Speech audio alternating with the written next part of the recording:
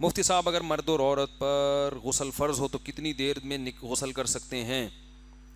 لکھا ہے میں شادی شدہ ہوں، دال کے بعد الف ڈالا ہوا انہوں نے، یا غیر شادی شدہ ہوں، دونوں کا حکم بتا دیں۔ شادی شدی بھی ہو یا نہیں شدی بھی ہو، غسل فوراً کرنا ضروری نہیں ہے۔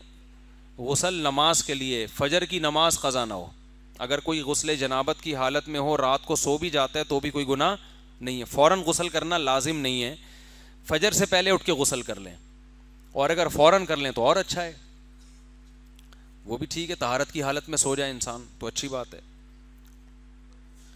اگر غسل نہیں بھی کر رہا ہو تو بہتر یہ ہوتا ہے کہ انسان استنجا کر لے، جہاں جہاں گندگی لگی ہے جسم میں اس کو صاف کر لے، افضل ہے، یہ بہتر ہے۔ یہ آج کل سردی کے موسم میں اگر غسل فرض ہو جائے تو گیزر کی سہولت بھی نہیں ہے تو پھر کیا کریں؟ غسل کریں، نماز چھوڑنے کی اجازت نہیں ہے، رات کو پانی گرم کریں چولہے پہ تمیز سے اور نہائیں، فرض نماز چھوڑنے کی اجازت کسی قیمت پہ نہیں ہے۔